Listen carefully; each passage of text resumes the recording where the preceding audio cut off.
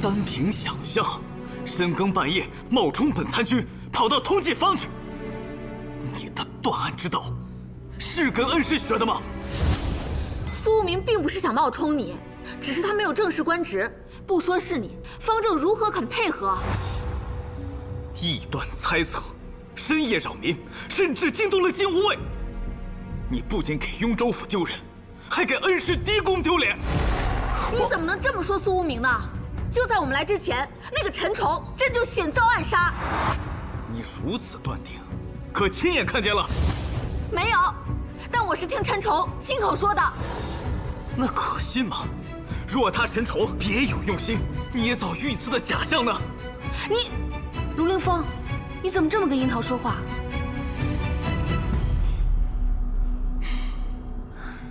对不住了，楚女侠，我要跟苏无名好好谈谈。西君，请二位回避，好吗？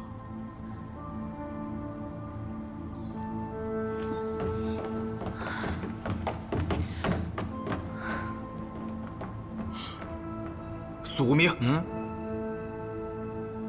你过分了！何出此言啊？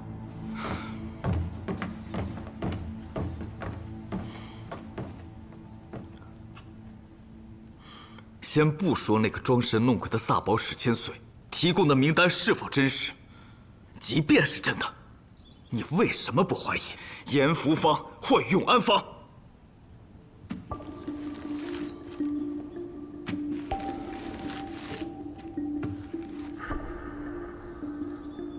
这是一个寸字，你苏无名鼠目寸光的寸。你为什么不怀疑严福方和永安方各发生一起命案？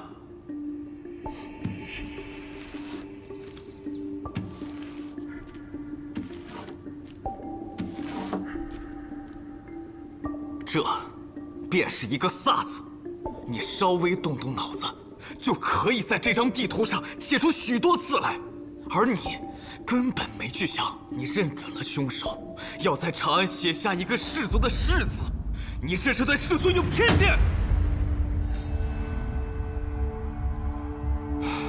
我确实没能抓捕到凶手，可我探案的思路哪至于让你这么大发雷霆？相对出身，我觉得一个人的德行、志向、才华更重要。有些人出身士族，心中却没有世庶的高低之分，只有百姓的疾苦，那他就比普通士族更高贵。有些人出身虽是庶族，但胸怀天下，为国为民，那他就值得尊重。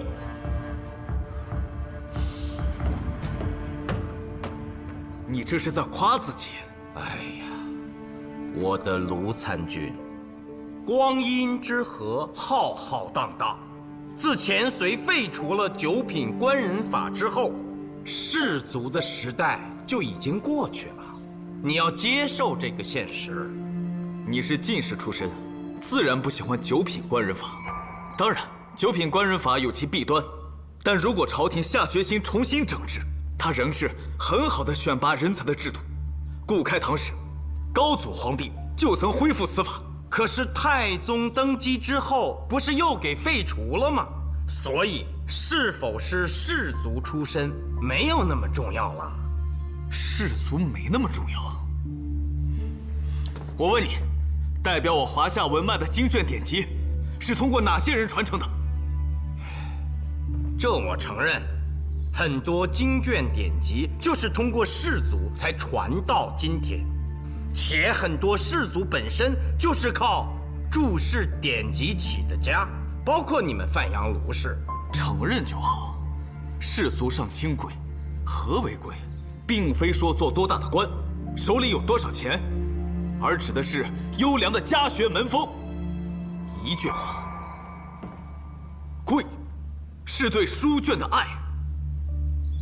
可卢凌风，你想过没有？这本身是不是一种特殊的权利？绝大多数普通的百姓根本就没有机会识字，没有机会读书。若有一天，我大唐境内那些典籍，百姓人手一卷，那不就成了谁喜欢读书谁高贵了？你强词夺理！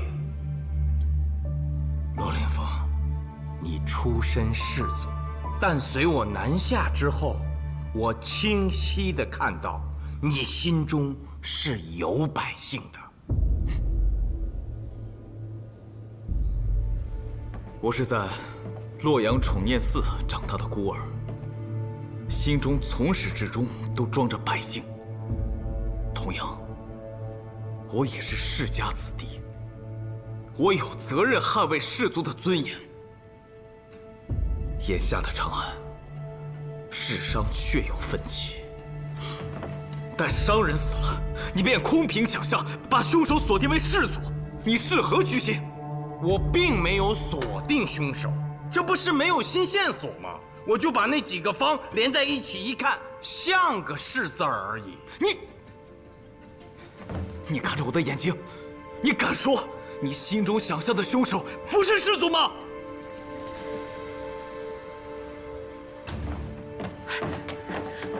陆凌风，苏明，你跟我走。哎，樱桃，松手。对，我承认，我确实就是这么想的。你承认你的污蔑了？士族当时胸怀天下，怎么可能如你心中所想的滥杀无辜呢？你以为你的进士出身比门荫入仕更光荣吗？我告诉你，如今的很多进士，徒有虚浮的文采，根本没有治国的才干。他们只知道科考，而科考的目的仅仅是为了朝廷的俸禄。而士族自有家学，熟悉朝廷的一范准则。倘若朝廷革新，将士族重新打造，去其陈旧堕落的弊端，锤炼出大唐士族的新风，难道不是一件好事吗？哎呀，之前我以为你的志向就是守护大唐的社稷和百姓，没想到，你卢凌风还有当宰相的规划呢。这与当什么官无关。我卢凌风以范阳卢氏为骄傲，同样心中怀有百姓。士族错在哪里？错在世人的误解中。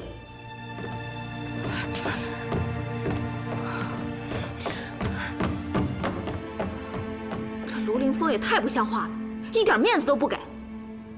也许这次真的是我错了。我说的是探案思路。我跟他都坚守自己心中的理想，故而有争论，很正常。但今日，我发现他卢凌风胸怀大志，他或许真的能成为士族新的希望。我由衷的替他高兴。你都被他劈头盖脸了，还替他高兴？苏明，你莫不是傻了？我傻，还能傻得过你？嘿，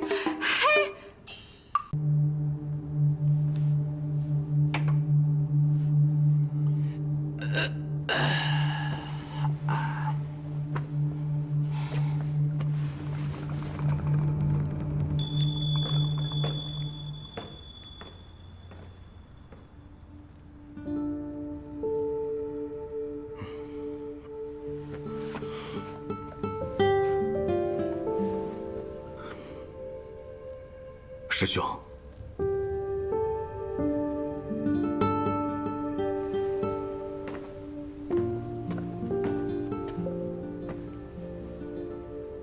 师弟，你我之间无需多言。